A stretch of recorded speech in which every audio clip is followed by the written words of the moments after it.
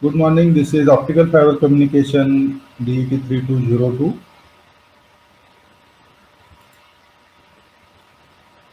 Course outcomes. The students should be able to understand different communication media, various blocks of applications of optical fiber communication system. The students should be able to understand optics rules and measure the optical fiber cable parameters. Students should be able to identify suitable optical source for a given application. Students should be able to identify suitable optical detector for a given application. Students should be able to identify suitable connectors and measure the losses of optical fiber communication. The students will be able to understand architecture of the optical network for a given application. Hope I am audible now today. Yesterday there was a technical problem that sound was not reaching, uh, and so that's why the sound was not recorded in the app's video recording video. So I have dubbed their video again and I have uploaded to YouTube. So YouTube video is in the uh, lecture sound along with the video, whereas in the apps video it is not there. So let us very quickly revise these optical detectors because we already discussed in the previous lectures. It is optical detector is a very important component. Its function is to convert the optical signal into electrical signal and then electrical signal for use the further for amplification, etc. It is important element because it determines the overall system performance as along with the other components. It determines overall system performance. Therefore, when considering the signal attenuation along with the link, the system performance is found at the detector. The improvement of the detector characteristics and performance thus allows the installation of very less number of repeaters, fewer repeater station, and that lowers the both capital investment and maintenance cost. So optical detector's role played by the detector needs that it must fulfill very stringent requirements for performance and compatibility. And the criteria which defines the important performance and compatibility requirement for the detector are generally similar to the requirement those are considered for the sources. So what are the requirements considered for sources? Very same requirements are there for the detector. So if you study the sources, you remember the source requirements, then it is very easy to understand the and remember the detector requirements. So what are the requirements? It should have high sensitivity. First generation sources 0.8 micrometer. Second generation sources above 1.1 micrometer. In the second generation sources, the attenuation and dispersion further reduced as compared to first generation. And third, that the next is 1.3 micrometer and above. It is under research and it is having further less attenuation and less material dispersion. Second is high fidelity. Fidelity means reproduction capability without distortion. So reproduction of optical signal to electrical signal capability without distortion. It is fidelity. So high fidelity should be there. Reproducing signal with purity requires high fidelity. Fidelity is nothing but a linear response. Okay. So it is required for the analog signals. So next is requirement is the large electrical response. Large electrical response for received optical signal. So large electrical response is determined or given by the sufficiently large quantum efficiency. Okay. So maximum electrical signal with the given amount of the optical power. Then next is a short response time for a suitable bandwidth. So if response time is less, very fastly conversion is there from optical to electrical. Then that is called fast response time, short response time, and that increases the bandwidth, of course. The single channel, single mode fiber system extends to many tens of gigahertz, and wavelength division multiplexing in future systems are will be the multiple of the terahertz, 10 raised to 12, okay, and above. Then fourth requirement is minimum noise introduction by the detector. The noise is introduced by the dark current and internal leakage currents. So dark currents and leakage currents are and shunt conductance are or must be low. and that current arises from surface leakage current and generation recombination currents in the depletion region in the absence of illumination. Also, the gain mechanism in either detector as well as a switch circuitry also is introducing noise. That should also be less or minimum. Next is stability performance characteristic. Ideally, performance characteristics of detector should be independent of changes in ambient conditions like temperature. However, detectors we are considering here are photodiodes, and photodiode sensitivity, noise, internal gain, all are vary with temperature. So they are dependent on ambient conditions. Therefore, compensation for temperature effects is often necessary for the detector. So compensation is required. Temperature compensation circuits are needed. Then the requirement is small size because the physical size of the detector must be small for efficiently coupling the fiber, because fiber is hair like small fiber. So efficient coupling needs the physical size of the detector very small, and compatible to the fiber diameter, and allows the easy packaging also. If the physical size is small, it allows the easy packaging with the succeeding electronics, because electronics is becoming miniaturized. Low bias voltages should be there. Ideally, it should require not require excessive bias voltage or bias current. Both bias current, bias voltage, should be both should be low. And last two are high reliability. Detector must be capable to continue stable operation at room temperature for many years. And low cost economic considerations are always there, often the prime importance in the large scale communication system application. So detector needs to be cost effective. What is the detection principle? There is a energy band diagram of the material, which is having the conduction energy level, valence energy level, electrons are at the valence energy level, and external photon is incident, which is having more than the band gap energy of the material.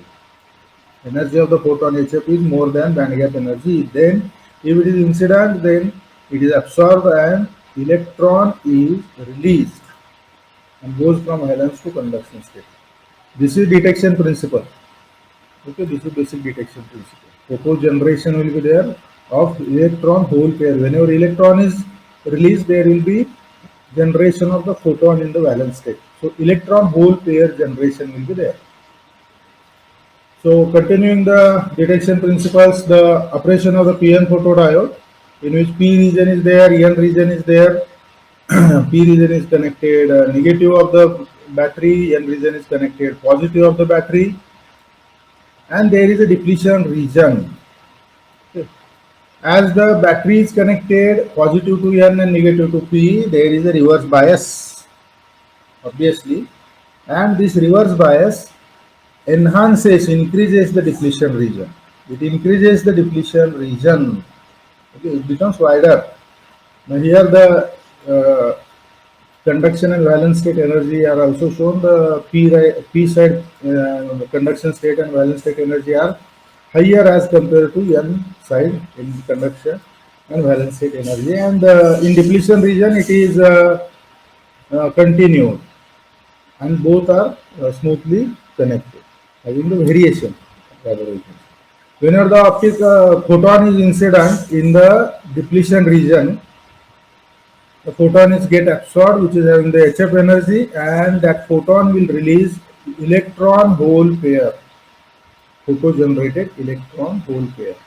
Photo generation of the electron hole pair will be there.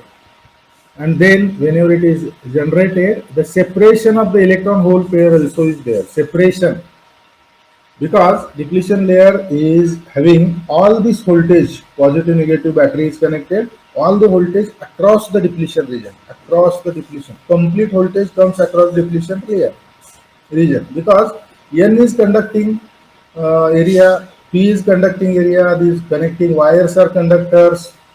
So these are not taking any of the voltage. Conductors do not take the voltage. The voltage taken by all voltage is taken by depletion region. Depletion region is of the order of say few micrometer, 10, 20, 100 micrometer.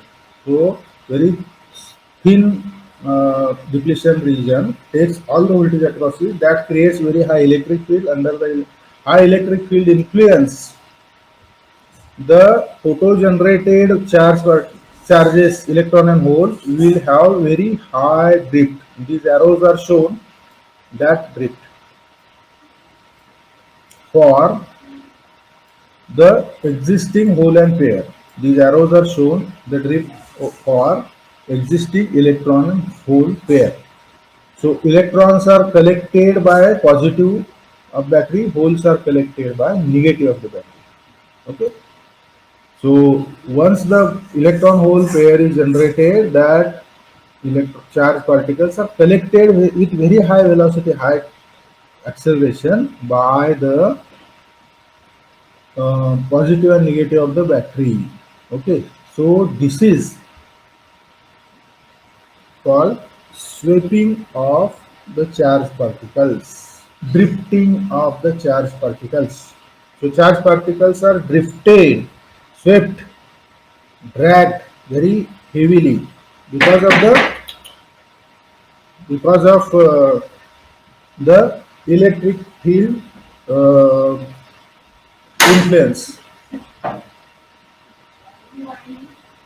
So this is the detection principle of the optical detection principle of the detector.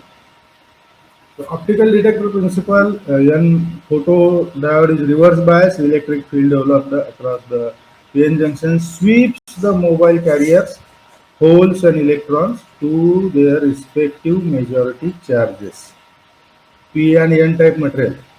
Okay, respective majority charges P and N type, it is swept in the, these are the mobile charges, these are swept in the respective majority area, because holes are swept to P side, electrons are swept to N side, their respective majority area. Whenever they are generated in the depletion layer, they are swept to their respective majority area, because electrons will be get attracted to positive of the battery, and holes will be get attracted to the negative of the battery, and negative of the battery is connected to P side, that is majority area of the majority region of the holes, and positive is connected, which is attracting the electron, is to the N side, and N side is the majority area of the electrons.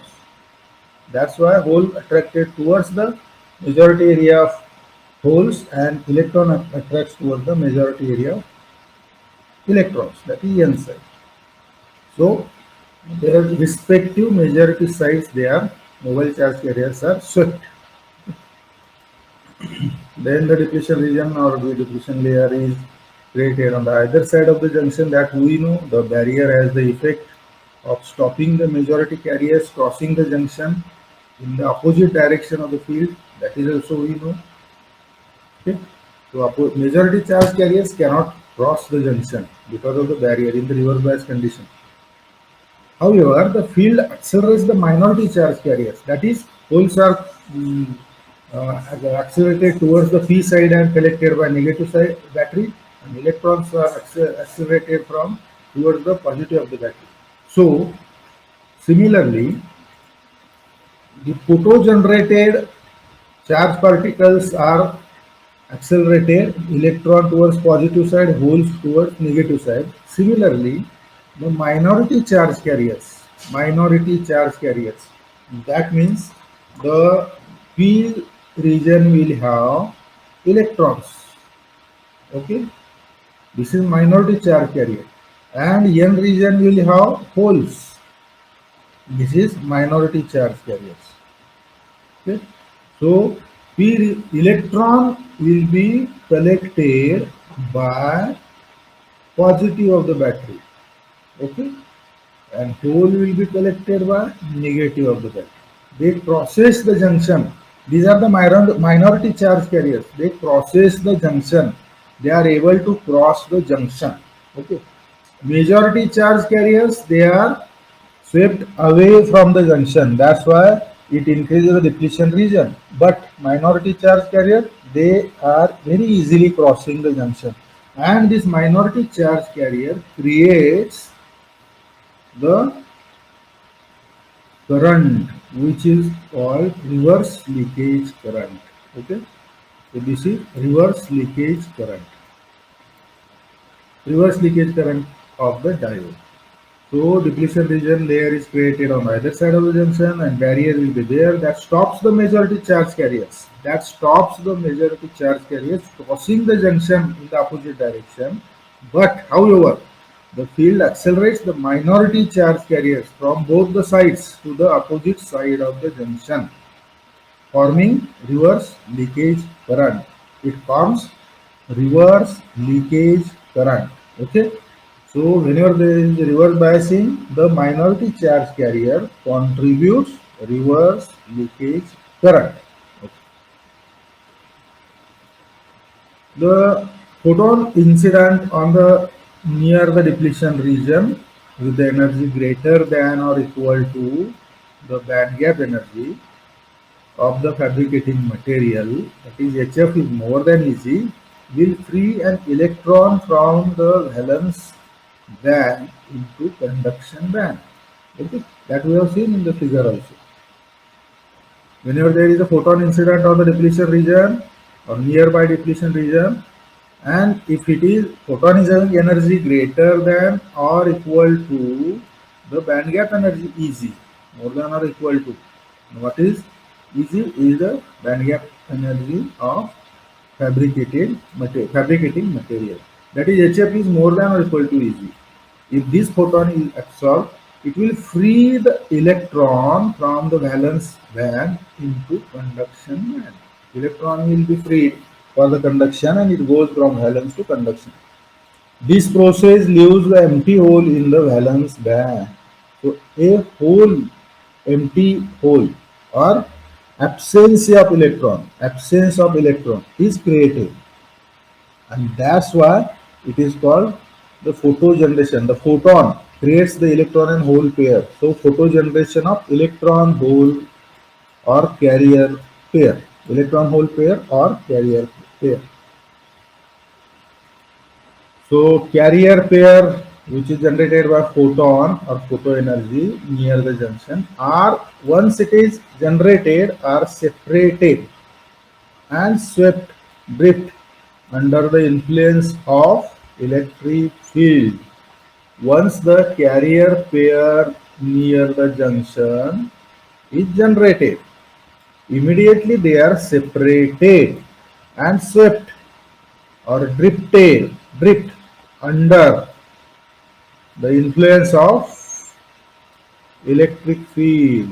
There is a very high electric field across the depletion region, and this very high electric field creating the influence on the charged particles which are generated by the photon, and they separate the charged particles. Hole is attracted towards the negative of the battery, electron is collected by the positive of the battery, and electron hole collection will create the current. Okay, the flow of electron, flow of hole will create the electric current, and that's why photon incident is absorbed. It generates the electron hole pair, and electron hole pair is collected by the battery terminals, and that creates the current. So this is the conversion of optical energy to electrical energy. This produces the displacement by the current in the external circuit, and in excess of reverse leakage current. There is a reverse leakage current. In addition to that, this is photo generated current. Reverse leakage current is due to minority charge carriers already existing in the p-n region. P contains electron, N contains holes, that is already in minority charge carriers, and this current is reverse leakage current. In addition to that, there is a charge carrier current which are generated by optical energy. This is photo generated current. That is called photo current. So it is in addition to leakage current. So the depletion region must be wide for more incident light absorption. So if More optical current is to be generated. More optical current is to be generated. More electrons to be released. If more electrons are to be released, then more photons to be absorbed. And if more photons are to be absorbed, then depletion region must be wide for more incident light absorption for maximum carrier pair generation. Okay. The depletion region must be wide for more incident light absorption for maximum carrier pair generation. Okay. So wide depletion region makes long carrier drift times and restrict the speed of operation. This is also the effect. One effect is depletion region must be wide for more incident light absorption. Light absorption will be more if the depletion region is wider. This is first thing. But if the depletion region is wider, that makes long carrier drift time, because as the depletion region is wider, so charged particle has to travel from one end of the depletion layer to the other end of the depletion region. Okay. So that increases the long distance and that introduces the long carrier drift time. Carrier drift time becomes more and that restricts the speed of operation of the photodiode. Speed of operation of the photodiode will be becoming lesser. Speed becomes less because the carrier drift time becomes longer. Carrier drift time becomes longer, therefore speed becomes less. So if you want to increase the number of photons absorption, light absorption, if you want to increase the carrier pair generation, if you want to increase the photon absorption and due to that more photocurrent, if you want more photocurrent, then there will be decrease in the speed of operation. Speed of operation is bandwidth and more photo generation is sensitivity. So thus photo generation is increased, bandwidth is decreased. Thus there is a trade-off. Trade-off means what? Trade-off means whenever two things are there, if we want to increase one thing, other thing becomes worst. If you want to improve one thing, other thing becomes worst. So just like the price and quality of the whatever the machine or product we are purchasing, if we want a higher quality, good quality, price will be worst, higher. And if you want price better, that is less price, quality becomes worse. So this is trade-off. So what is the trade-off here? If you want to increase the sensitivity, the speed of response becomes worse or increases, becomes more. Okay. If you want to increase the sensitivity, that means if you want to increase the gain of the current, then bandwidth reduces. This is called gain bandwidth trade-off. Gain bandwidth trade-off. Gain is increased, generated current will decrease. That is, bandwidth will decrease. Gain is increased, bandwidth will decrease. So this is gain bandwidth trade-off or sensitivity speed response trade-off. So this term we have to define. We are having the quantum efficiency. Why we are revising this with slow speed? Because yesterday we are not having the sound clear, no sound in the lecture by some technical fault. Hope I am audible today. Okay, am I audible? So okay, thank you. The quantum efficiency eta is defined as ratio of generated electrons. Quantum efficiency eta is defined as ratio of generated electrons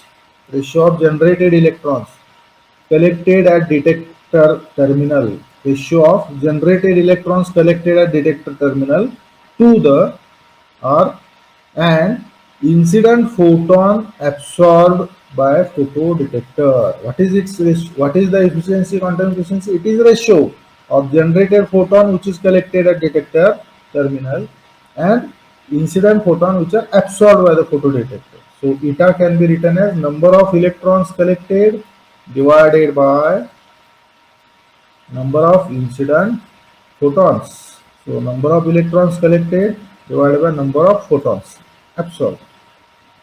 So eta we can write Re upon Rp.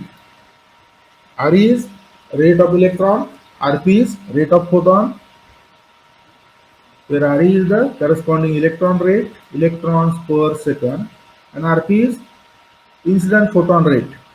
Incident photon rate. That is incident photon per second. Okay. So Re upon Rp is eta. Okay. So this equation is for quantum efficiency. Re upon Rp. Re is the electron rate divided by Rp is the photon rate. So quantum efficiency is the factor which influence the quantum efficiency. Quantum efficiency is get influenced by absorption coefficient 1 upon alpha 0 of semiconductor material. Okay. So absorption coefficient affects or influences the quantum efficiency. So absorption coefficient should be better for better quantum efficiency. Eta. This is the first thing, absorption coefficient. Then second, quantum efficiency is also a function of photon wavelength. Okay. Quantum efficiency is the function of photon wavelength, and always there should be quoted that wavelength. Okay, specific wavelength. So whenever the quantum efficiency is mentioned, always the wavelength is quoted. So if eta is equal to 0.9, quantum efficiency is 90% for what? Lambda equal to 1 micrometer, like that. So quantum efficiency for lambda equal to 1 micrometer is 0.9, but for lambda equal to 0.5 micrometer, it may not be 0.9, it is maybe very less, say 0.2, or eta equal 20%, or for lambda equal to say 2 micrometer, it may be very less, 25%, 0.25. Okay, 0.25 it may be. So it is a function, lambda is a function of wavelength. So always wavelength is mentioned. For what wavelength this quantum efficiency is given. Then quantum efficiency is less than unity always. Quantum efficiency is always less than unity. Quantum efficiency is fraction always. So how to write that? Suppose we are writing quantum efficiency eta 90%. Okay. Eta is 90%. That means eta is 0.9. It is always less than 1. Okay. Suppose eta is 85%. Then eta is 0.85. When there is a percentage, we have to multiply by 100. When there is a percentage sign, we have to multiply by 100. And when there is a percentage sign is not there, we have to divide by 100. Okay. So 0.90 divided by 100, 0.9, 90 divided by 100, 85 divided by 100, 0.85. So in calculation, whenever we are solving the problems, in calculation, we have to substitute this fraction 0.85 and not 85. We do not substitute 85 in percent. We do not substitute in percent. We substitute in fraction. Okay. So eta is always less than 100%. That means eta is in fraction. It is always fraction. Eta is always in fraction. Okay. So as it is in fraction, it is always less than unity. It is always less than unity. As all the incident photons are not absorbed to create electron hole pair. Because why quantum efficiency less than unity? If 100 photons are incident, all are not absorbed to create electron hole pair. Only 95, 99 are absorbed, one is not absorbed suppose. And out of 99 absorbed, they may create 98 only electrons, or 98 electrons are created, but only 95 will be collected. So overall quantum efficiency will be 0.95, 95%. Out of 100 photons, only 95 electrons are collected. So quantum efficiency is always less than unity. Quantum efficiency is always less than unity. Okay. So it is often quoted as percentage. Quantum efficiency is quoted as percentage, like 75%, for example, 75%. Okay, it is equivalent to 75 electrons are collected per 100 photons. But in calculation, we always take this fraction. Okay.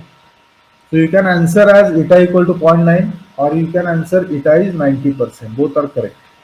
If you mention this percent sign, then you have to mention as 95, 90. If you do not mention percentage sign, then you have to mention it in your answer as fraction. If you mention it as a 0.9%, then for 95%, 90% it is wrong. Okay. So 90% should be 90%, or 90% should be 0.9. Okay.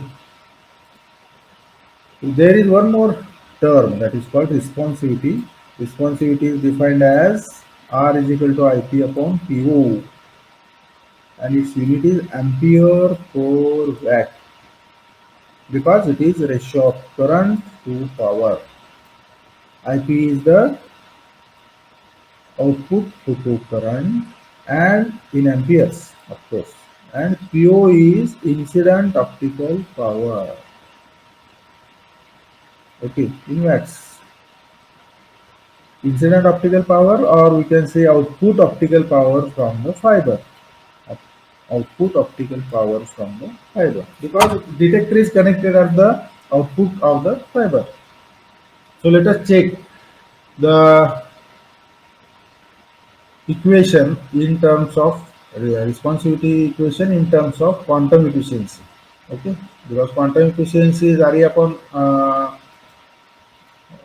RP, RE upon RP, and responsivity is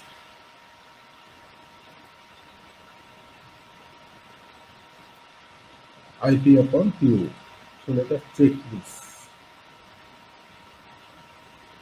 Now, as we know, energy of the single photon is E equal to H into F. Single photon, E equal to H into F. One photon is having single photon, energy equal to E equal to H into F, where H is the Planck's constant, 6.626 into 10 raised to minus 34 joule second. F is frequency in hertz of the photon. Thus, the incident photon rate, RP, incident photon rate RP. RP means number of photons in 1 second. Number of photons in 1 second. So suppose 100 photons are there. RP is 100. Then how much is the energy? RP into HF is the total energy, because one photon is having HF energy. So RP photons are there, RP into HF, this is total energy.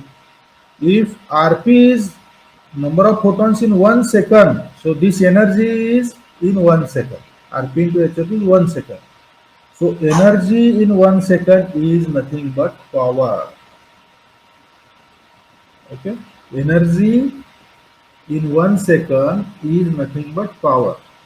Okay. Why RP into HF is PO? RP into HF is PO because RP is number of photons in 1 second. If number of photons RP is 1 second, then RP multiplied by HF is amount of energy of all photons in 1 second.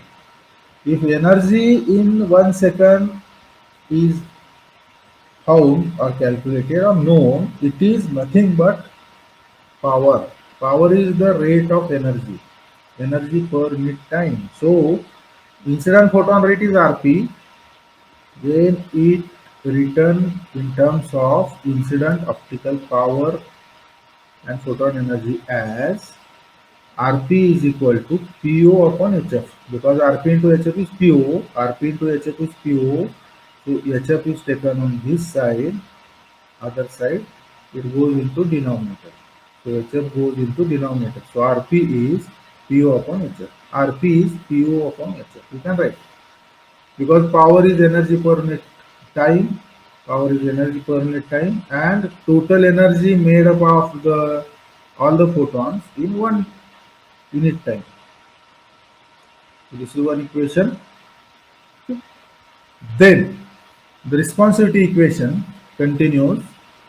From quantum efficiency we can write quantum efficiency equation, eta is equal to Re upon Rp. We know quantum efficiency equation is eta equal to Re upon Rp. This is quantum efficiency equation. Okay.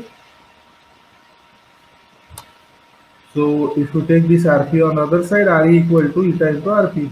So Re equal to eta into Rp. From quantum efficiency equation we can write Re equal to eta into Rp. Now substituting this Rp.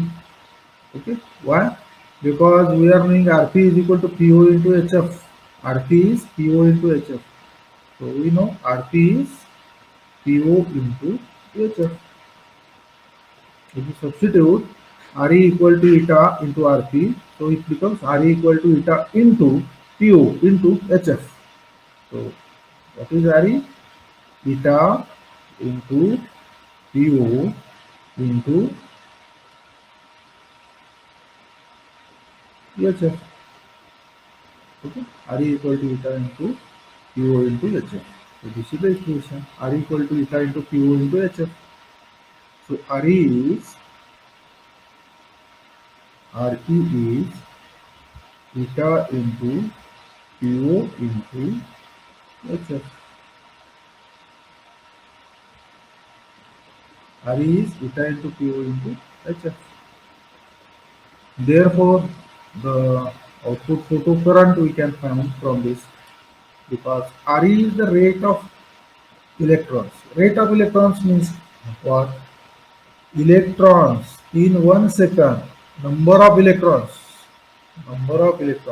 The electrons are counted: one electron gone, second electron, third electron, fourth electron. So number of electron in 1 second. Number of electron in 1 second is Re. Okay. So number of electron in 1 second is Re. Then if number of electron in 1 second is Re and each electron is having a charge E, small e. So small e is how much? 1.602 into 10 raised to minus 19 coulomb. Okay, 1.602 into 10 raised to minus 19 coulomb is E. So number of electrons multiplied by charge on each electron, E. Then this becomes total charge of the electron in 1 second. Total charge in 1 second. Re is number of electrons in 1 second. That's why number of electrons in 1 second multiplied by charge on electron, it will become amount of charge per unit time in 1 second. Amount of charge per unit time is current. Charge per unit time is current. Charge per unit time is current. So electron rate multiplied by charge of electron is photocurrent. Okay. So Re into P is IP. Okay. Re into P is IP. So IP is Re into E. And we know RE, eta POHF product. Sorry.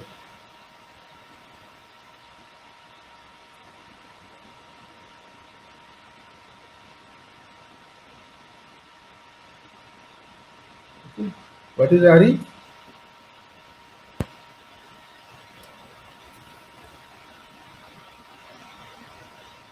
Eta into PO into HF. Okay.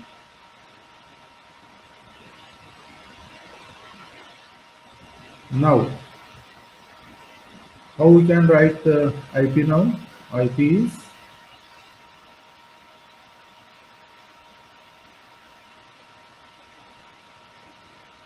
RE into P. Okay. So what is RE?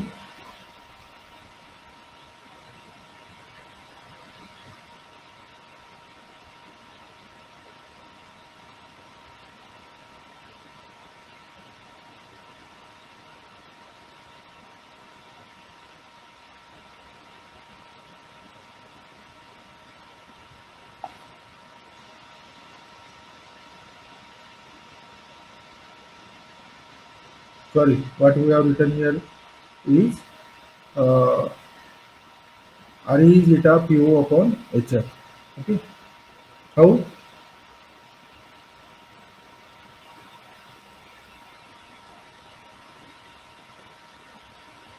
What is RP? RP is RP is PO upon HF. RP is PO upon HF, which is given here. Okay. What wrongly we have written? RP is PO into HF. It is wrong. What is correct? RP is PO upon HF. Okay, RP is PO upon HF. So if you substitute RE is eta into RP, what will become? RE is equal to eta PO divided by HF. So HF is the denominator. HF is in the denominator. Eta PO upon HF. So if this is RE. Eta PO upon HF. So this RE is not correct. So what is RE? RE is eta PO upon HF. RE is eta PO upon HF. Okay. And IP is what? RE into E. IP is RE into E. So if you substitute RE here, IP is eta POE, eta POE, because RE into E, eta POE divided by HF. So IP is eta POE divided by HF. IP is eta POE divided by HF, where eta is a charge on electron, charge on a single electron. Because rate of electron is, that is electrons per unit time, multiplied by charge on single electron is rate of charge, and rate of charge is current. So IP is equal to RE into E. RE substituted eta of PO upon HF, then IP is equal to eta into PO into E divided by HF. So this is IP equation, eta PO E divided by HF. IP equation is eta PO E divided by HF. But we know responsivity R as IP upon PO. So we know this is one term IP and this is second term PO in the equation. So if you take this PO on the other side, IP upon PO, PO goes into denominator, it becomes IP upon PO. So responsivity R is IP upon PO. So R we can write eta E upon HF. So eta is remaining in numerator, E is remaining in numerator, H in denominator, F in denominator. Eta E upon HF. So R is equal to IP upon PO is equal to eta E upon HF. So this is equation for responsivity. This is the equation for responsivity. This equation for responsivity is what? Eta E upon HF. Eta E upon HF. So responsivity is in terms of eta. Responsivity is in terms of eta and frequency, of course. E and H are constant. E is electronic charge 1.602 into 10 raised to minus 19 coulomb, and H is 626 into 10 raised to minus 34 joule second. So R is in terms of eta, quantum efficiency and frequency. So this equation is useful relationship for responsivity, which may be developed at the stage further by including wavelength. Instead of frequency, we can include wavelength, because wavelength is velocity of light divided by frequency. Because velocity of light is frequency multiplied by wavelength. Okay. So wavelength is C upon F. We know. So if you substitute here, F as C upon lambda, we can get in terms of frequency, because lambda is C upon F, F is C upon lambda. So as we know, R is eta E upon HF. Okay, we know R is eta E upon HF. So Pf is the frequency of incident photon related to the wavelength lambda. Then velocity of light in air C is there, and we can write F is equal to C upon lambda.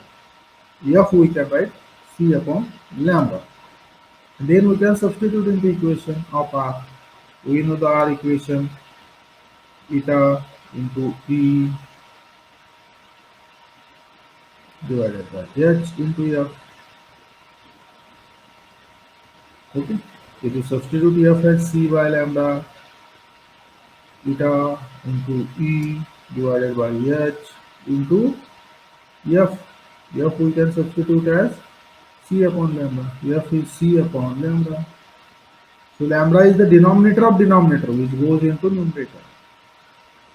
So eta E lambda divided by HC.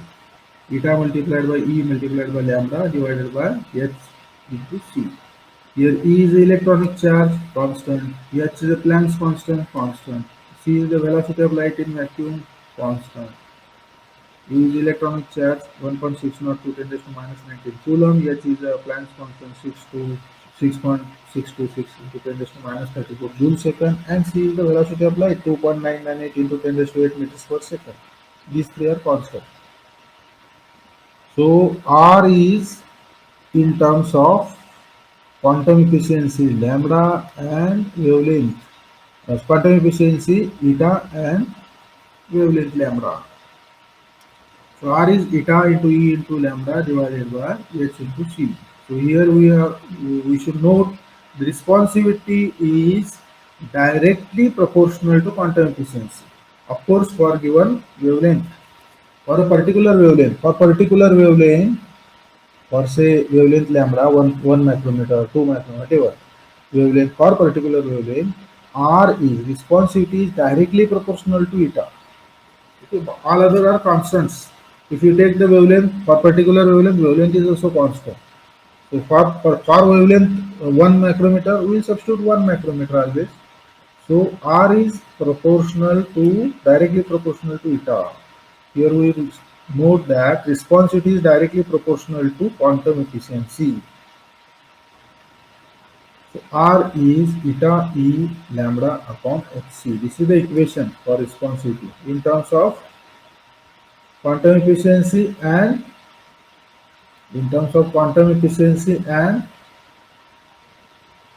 wavelength. In terms of quantum efficiency and wavelength.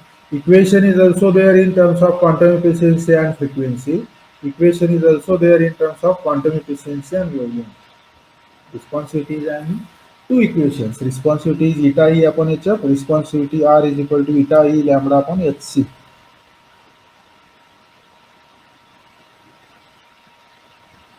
So till this we have discussed yesterday, but still today we have discussed in detail again, because yesterday we are having some technical problem in the connectivity.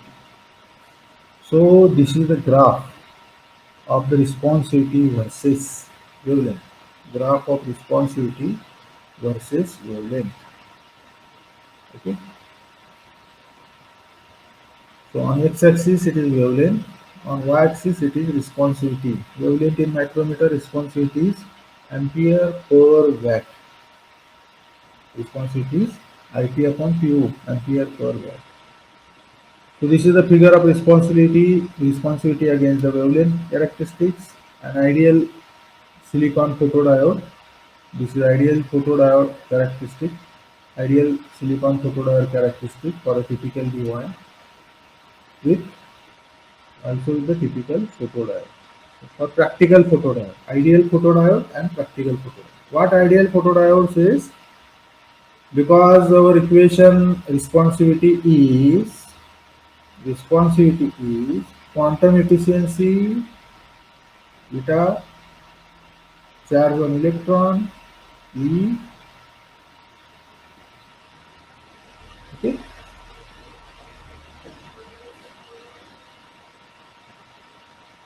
and lambda eta E lambda divided by what? H into C. This is the equation. Okay, divided by H into C.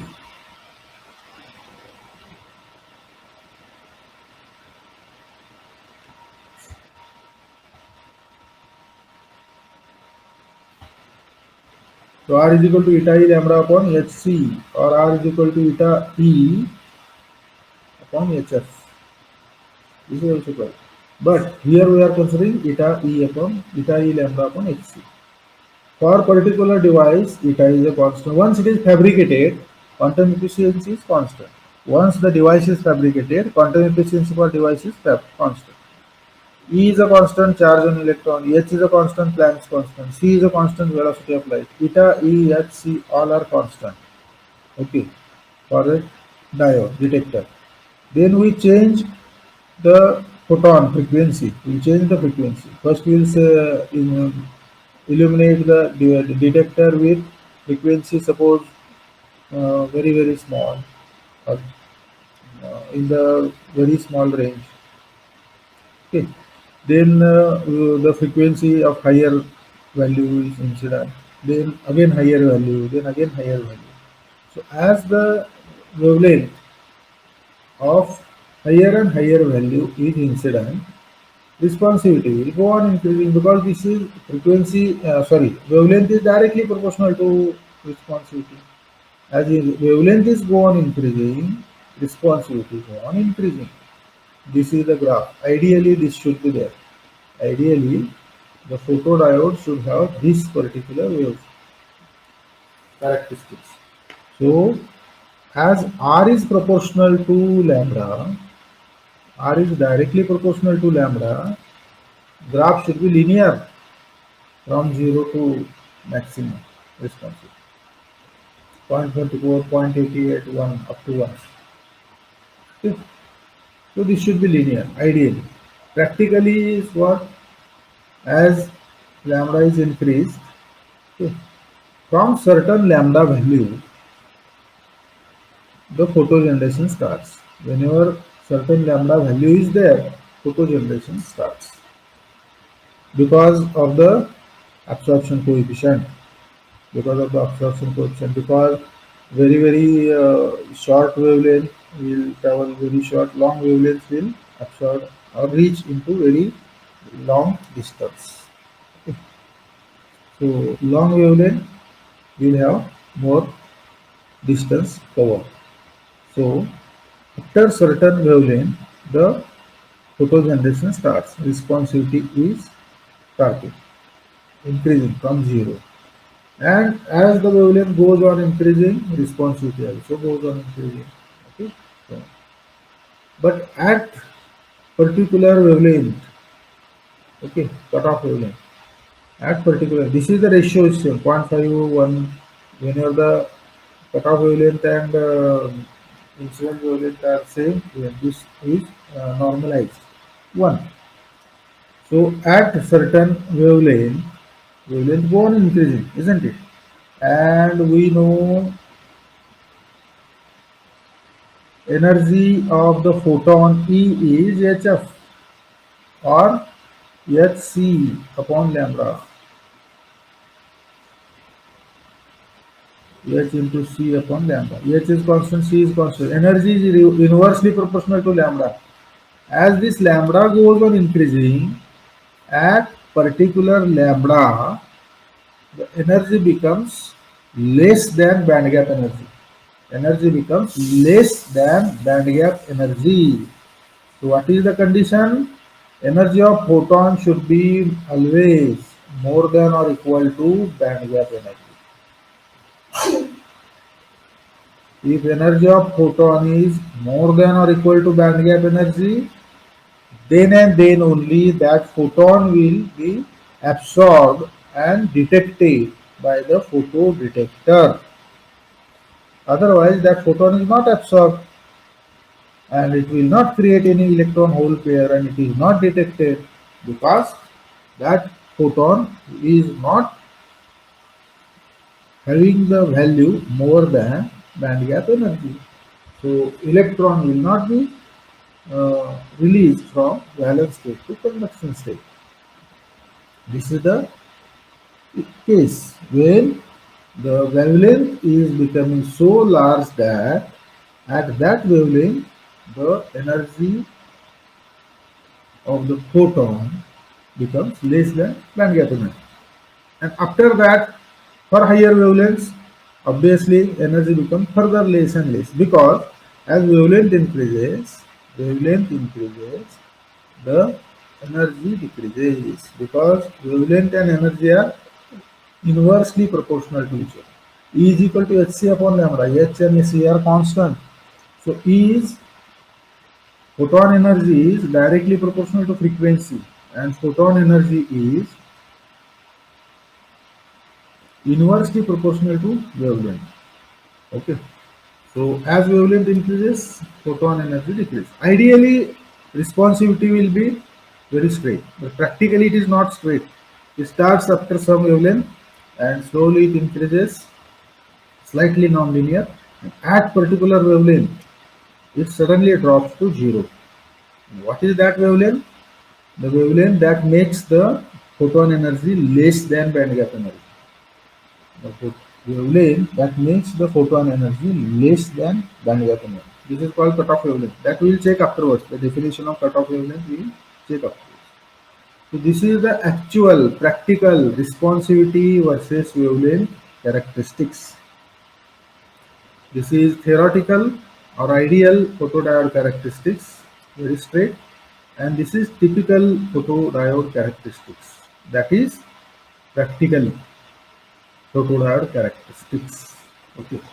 Practically, photodiode characteristic starts after some wavelength. It is not perfectly linear, and at particular wavelength, suddenly it becomes zero, drop to zero, because at that wavelength and higher wavelength, energy of photon becomes lesser than bandgap energy of material.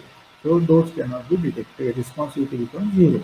So this is the photodetector responsivity against wavelength characteristic. Okay. So for ideal silicon as well as typical practical silicon. So this is again for the responsivity characteristics. The responsivity R, which provides the quantum efficiency as the function of signal wavelength, okay, which is typically dependent on photodiode material band gap energy. Okay. So responsivity is it provides the quantum efficiency as a function of signal wavelength and which is critically dependent on photodiode material band gap energy. So if material band gap energy is becoming higher than the photon energy, responsivity becomes zero. So for responsivity to be more than zero, always photon energy must be more than or equal to band gap energy. Okay. The responsivity R, that should be providing the quantum efficiency as a function of signal wavelength, which is critically dependent on photodiode material band gap energy. As the wavelength of incident photon becomes longer, wavelength becomes longer and longer, photon energy goes eventually becomes lesser and lesser. Okay. So wavelength is more because it is inversely proportional to photon energy. Okay. So E is inversely proportional to lambda. So for higher and higher uh, wavelength value, photon energy becomes lesser and lesser, and the energy required to take the electron from valence band to the conduction band at point of responsivity falls to zero. At some point, the responsivity falls to zero when this condition is not fulfilled. When this condition fails, there the responsivity becomes zero. So this is the definition of long wavelength cutoff, which was discussed here in this figure. Long wavelength cutoff, lambda c. Okay, so here the long wavelength cutoff is there, lambda c. Okay, lambda c is long wavelength cutoff, where the responsivity becomes zero, where the photodiode photodetector ceases to conduct. It do not produce the photo generated current. Optical current is becoming zero because after that wavelength the photons will have lesser energy than band gap energy, so they are not detected. So long wavelength cutoff definition, long wavelength cutoff, it is a wavelength. Okay, long wavelength cutoff is wavelength which is indicated by lambda c, cutoff wavelength. So for intrinsic absorption of photon, intrinsic absorption process of energy incident of photon. So energy of incident photon is hc upon lambda. Hf, energy of photon is hf, is hc upon lambda. hc upon lambda. So incident photon energy is hc upon lambda. H is a constant, c is a constant, Planck's constant in velocity of light. E is inversely proportional to lambda. E is inversely proportional to lambda. So intrinsic absorption process energy of incident photon is hc upon lambda is to be greater than or equal to band gap energy Eg for material used for the fabrication of the detector. Eg is the material band gap energy for fabrication of the detector, and the incident photon energy must be greater than or equal to band gap energy. Therefore, photon energy hc upon lambda is more than or equal to band gap energy Eg. This is the condition. hc upon lambda should be more than or equal to Eg. hc upon lambda is more than equal to Eg. This is the condition. Now, if you rearrange these terms in this, if you take the lambda on this side, we'll take Eg on this side. Eg goes into denominator, lambda goes into numerator. Okay. So on this side, so it becomes H into C divided by Eg. We have taken Eg on this side. Sign will remain as it is, greater than or equal, and lambda goes here. Hc upon C divided by Eg should be more than or equal to lambda, or lambda should be less than or equal to Hc upon Eg. Both these equations are same. Okay. Hc upon Eg more than or equal to lambda means lambda is less than or equal to Hc upon Eg. This is the condition. Okay. What is the condition? Lambda should be less than or equal to Hc upon Eg. Lambda should be less than or equal to Hc upon Eg. If lambda becomes more than Hc upon Eg, it photon will not be detected. It will not detect the photon. If lambda becomes more than or equal to Hc upon Eg, the photon will not be detected. Okay. So thus it is the detection threshold. Okay. This is the detection threshold. This is detection threshold. What is that threshold? Whenever the lambda becomes more than or equal to hc upon Eg, that photon will not be detected. Responsivity falls to 0, and this is called long wavelength cutoff point, lambda c. What is lambda c then? This is equation lambda c. Lambda c equals to hc upon Eg. Okay. So whenever lambda c becomes equal to hc upon Eg, the energy, photon energy and gap energy becomes same, and lambda becomes more than lambda c, it stops conducting. So this is the cutoff wavelength. This is the limiting condition. So lambda c is equal to hc upon Eg. This is the equation. Lambda c equal to hc upon Eg. This is the cutoff wavelength. Cutoff wavelength. What is the equation of cutoff wavelength? Lambda c is equal to hc upon Eg. Cutoff wavelength is lambda c equal to hc upon Eg. Okay. Now we have revised the things again. That's why it took a lot of time. I hope today I am audible. Yesterday's lecture I have afterwards dubbed it, and this dubbing lecture, dubbed lecture is uploaded on the YouTube. You can watch on the YouTube. YouTube is having the lecture which is having the sound, whereas the app is having the lecture only video and not sound is there in the app. But in YouTube, you can go and you can watch yesterday's lecture, 21st lecture, which is having sound. Today's lecture again I will upload on the YouTube, so corrected lecture will be uploaded. You can access the YouTube. Okay. Thank you. We'll meet tomorrow. Hmm?